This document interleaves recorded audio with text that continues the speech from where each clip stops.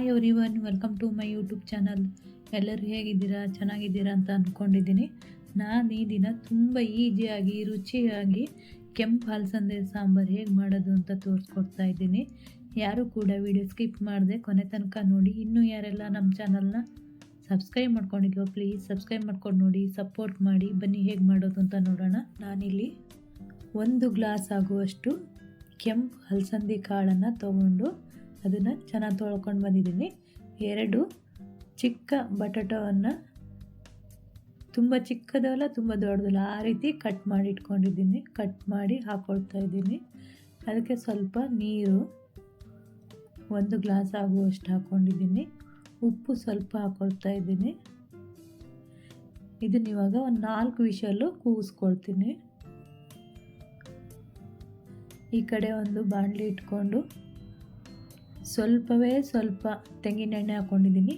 ಈ ಸ್ಪೂನ್ ಅಳತೆಯಲ್ಲಿ, ಇದು ತುಂಬ ಚಿಕ್ಕದಲ್ಲ ತುಂಬ ದೊಡ್ಡದಲ್ಲ ಆ ಥರ ಸ್ಪೂನು. ಇದರಲ್ಲಿ 2 ಸ್ಪೂನ್ ಆಗುವಷ್ಟು ಧನಿಯಾ ಕೊತ್ತಂಬರಿ ಬೀಜವನ್ನು ಹಾಕ್ಕೊಳ್ತಾ ಇದ್ದೀನಿ. ಸ್ವಲ್ಪ ಫ್ರೈ ಮಾಡ್ಕೋಬೇಕು.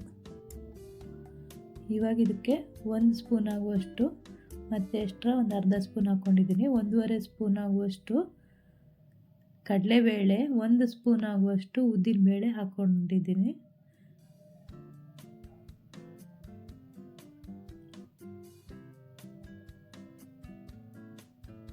ಇದು ಸ್ವಲ್ಪ ಫ್ರೈ ಆಗಬೇಕು. ಇವಾಗ ಇದಕ್ಕೆ 1 ಸ್ಪೂನ್ ಆಗುವಷ್ಟು ಜೀರಿಗೆ,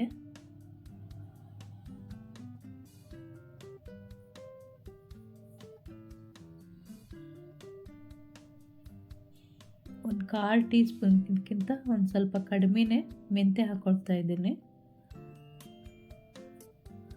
ಮತ್ತು ಒಂದು 1/4 ಟೀ ಸ್ಪೂನ್ ಆಗುವಷ್ಟು ಕಾಳುಮೆಣಸು, 1 ಕಡ್ಡಿ ಕರಿಬೇವಿನ ಎಲೆನ ತೊಳೆದು ಹಾಕ್ಕೊಳ್ತಾ ಇದ್ದೀನಿ.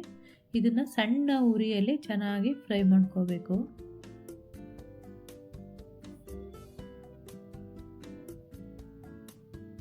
ಇದು ಖಾರನೂ ಇದೆ ಕಲ್ಲರು ಇದೆ ಆ ಥರ ಮೆಣಸಿನ್ಕಾಯಿ ಇದು.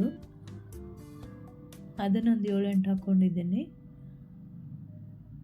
ಬ್ಯಾಡಗಿ ಮೆಣಸಿನ್ಕಾಯಿ ಇದೆ, ಖಾರದ ಮೆಣಸಿನ್ಕಾಯಿ ಕೂಡ ಇದೆ ಇದರಲ್ಲಿ. ನಮಗೆ ಖಾರಕ್ಕೆ ಎಷ್ಟು ಬೇಕು ಅಷ್ಟು ಹಾಕ್ಕೊಂಡಿದ್ದೀನಿ. ಈಗ ಗ್ಯಾಸ್ ಆಫ್ ಮಾಡಿಕೊಂಡು ಮತ್ತೆ ಫ್ರೈ ಮಾಡ್ಕೊಳ್ತೀನಿ. ಇದು ಕಬ್ಬಿಣದಾಗಿರೋದ್ರಿಂದ ದಪ್ಪ ಕೂಡ ಇದೆ, ಅದಕ್ಕೋಸ್ಕರ ಈ ಥರ ಫ್ರೈ ಮಾಡ್ಕೊಳ್ತಾ ಇದ್ದೀನಿ. ಇವಾಗ ಒಂದು ಮಿಕ್ಸಿ ಜಾರ್ ತೊಗೊಂಡು ಅದಕ್ಕೆ ನಾವು ಫ್ರೈ ಮಾಡಿ ಇಟ್ಕೊಂಡಂಥ ಮಸಾಲೆ ಎಲ್ಲ ತಣ್ಣಗಾದ್ಮೇಲೆ ಮಿಕ್ಸಿ ಜಾರಿಗೆ ಹಾಕ್ಕೊಳ್ತಾ ಇದ್ದೀನಿ. ನೋಡಿ ಈ ಥರ ಕಪ್ಪಾಗದೆ ರೀತಿ ಹುರ್ಕೋಬೇಕು. ಇದನ್ನೊಂದು ಪೌಡ್ರ್ ಮಾಡಬೇಕು. ಇವಾಗ ನೋಡಿ ಈ ಥರ ಎಲ್ಲ ಮಸಾಲೆನ ಪೌಡ್ರ್ ಮಾಡ್ಕೊಂಡು ಬರ್ತೀನಿ.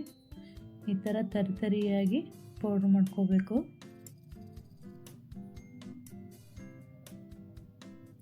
ಇದಕ್ಕಿವಾಗ ಒಂದು 3 ಸ್ಪೂನ್ ಆಗುವಷ್ಟು ಹಸಿ ತೆಂಗಿನಕಾಯಿ ತುರಿದಿರೋದನ್ನು ಹಾಕ್ಕೊಳ್ತಾ ಇದ್ದೀನಿ.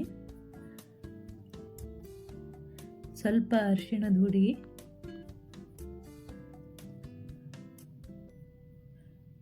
ಒಂದು 3 ಎಸಳು ಬೆಳ್ಳುಳ್ಳಿ.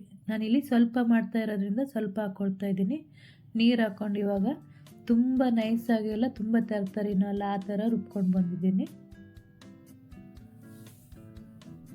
ಇವಾಗ ಅದೇ ಬಾಣಲಿಗೆ ನಾನು ಸ್ವಲ್ಪ ಕೊಬ್ಬರಿ ಎಣ್ಣೆ ಹಾಕ್ಕೊಂಡು ಅದಕ್ಕೆ ಸಾಸಿವೆ ಹಾಕ್ಕೊಳ್ತಾ ಇದ್ದೀನಿ.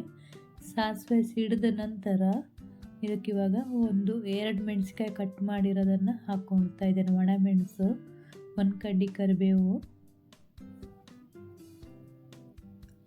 ಒಂದು 4-5 ಎಸಳು ಬೆಳ್ಳುಳ್ಳಿ ಜಜ್ಜಿಟ್ಕೊಂಡಿದ್ದು ಹಾಕಿ ಇದನ್ನು ಸಹ ಚೆನ್ನಾಗಿ ಮಿಕ್ಸ್ ಮಾಡ್ಕೋಬೇಕು. ಒಗ್ಗರಣೆಗಿದು ಸ್ವಲ್ಪ ಇಂಗು,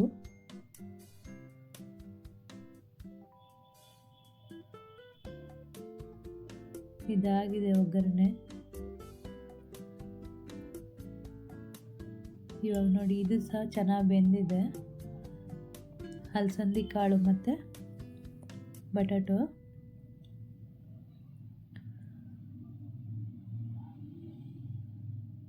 ಇವಾಗ ಒಂದು ಪಾತ್ರೆ ಇಟ್ಕೊಂಡು ಅದಕ್ಕೆ ಇನ್ನೊಂದು ಸ್ವಲ್ಪ ಎಣ್ಣೆ ಹಾಕ್ಕೊಳ್ತಾ ಇದ್ದೀನಿ. ನಾನು ಅಡುಗೆ ಎಣ್ಣೆ ಬಳಸ್ತಾ ಇದ್ದೇನೆ. ಇಲ್ಲಿ ಒಂದು ಈರುಳ್ಳಿನ ಈ ಥರ ಕಟ್ ಮಾಡಿ ಇಟ್ಕೊಂಡಿದ್ದೀನಿ. ಚಿಕ್ಕ ಚಿಕ್ಕದಲ್ಲ, ತುಂಬ ದೊಡ್ಡದಲ್ಲ, ಆ ಥರ ಮೀಡಿಯಮಾಗಿ ಕಟ್ ಮಾಡಿ ಇಟ್ಕೊಂಡಿದ್ದೀನಿ. ಈರುಳ್ಳಿ ಸ್ವಲ್ಪ ಫ್ರೈ ಆದಮೇಲೆ ಅದಕ್ಕೆ ಒಂದು ಹುಳಿ ಟೊಮೊಟೊನ ಕಟ್ ಮಾಡಿ ಹಾಕ್ಕೊಂಡಿದ್ದೀನಿ.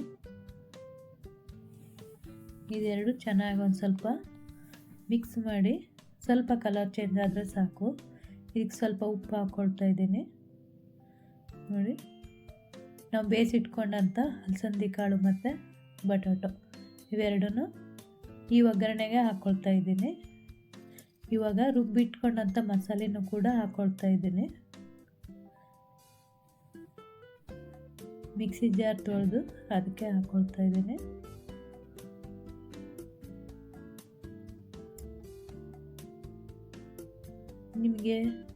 ನಮಗೆಷ್ಟು ಗಟ್ಟಿ ಬೇಕೋ, ನಾವು ಹೇಗೆ ಊಟ ಮಾಡ್ತೀವಿ, ತೆಳ್ಳಗಾದರೆ ತೆಳ್ಳಗೆ, ಇಲ್ಲಾಂದರೆ ಗಟ್ಟಿಗಾದರೆ ಗಟ್ಟಿ, ಹೇಗೆ ಬೇಕು ಹಾಗೆ ನೀರು ಹಾಕಿ ನಮಗೆ ಸಾಂಬಾರು ಹೇಗೆ ಬೇಕೋ ನೋಡಿಕೊಂಡು ಮಾಡ್ಕೋಬೇಕು. ಸ್ವಲ್ಪ ಹುಣಸೆಹಣ್ಣಿನ ಪೇಸ್ಟ್ ಹಾಕ್ಕೊಂಡಿದ್ದೀನಿ. ಇವಾಗ ಸಾಂಬಾರು ಕುದೀತಾ ಇದೆ, ಆವಾಗಲೇ ಒಗ್ಗರಣೆ ಮಾಡಿಟ್ಟಿದ್ದನ್ನು ಹಾಕ್ಕೊಳ್ತಾ ಇದ್ದೀನಿ. ತುಂಬ ಚೆನ್ನಾಗಿರುತ್ತೆ ಈ ಥರ. ಒಮ್ಮೆ ಅಲಸಂದೆ ಕಾಳು ಯಾವುದೇ ತರಕಾರಿ ಬೇಳೆ ಆದ್ರೂ ಇದೇ ಥರ ಮಾಡ್ಕೊಳ್ಳಿ. ಅಲಸಂದೆ ಕಾಳು ಅಂತಲ್ಲ, ಬೇಳೆ ತರಕಾರಿ ಕೂಡ ಮಾಡ್ಕೋಬೋದು. ಬೇರೆ ಕಾಳುಗಳಿಗೂ ಈ ಥರ ಸಾಂಬಾರು ಮಾಡ್ಕೋಬೋದು. ನಾನಿಲ್ಲಿ ಬೆಳಗಿನ ತಿಂಡಿ ಮಧ್ಯಾಹ್ನ ಊಟಕ್ಕೆ ನಾನು ಈ ಥರ ಮಾಡ್ಕೊಂಡಿರೋ ಸಾಂಬಾರು. ಬೆಳಗ್ಗೆ ತಿಂಡಿ ದೋಸೆ ಮಾಡಿದ್ದೆ, ಅದಕ್ಕೆ ಈ ಥರ ಮಾಡ್ಕೊಂಡಿದ್ದೀನಿ. ಇದ್ರ ವಿಡಿಯೋನ ಹಾಕ್ತೀನಿ. ಈ ವಿಡಿಯೋ ಇಷ್ಟ ಆದಲ್ಲಿ ಲೈಕ್ ಮಾಡಿ, ಕಮೆಂಟ್ ಮಾಡಿ, ಸಬ್ಸ್ಕ್ರೈಬ್ ಮಾಡ್ಕೊಂಡು ನೋಡಿ, ಸಪೋರ್ಟ್ ಮಾಡಿ. Thank you for watching.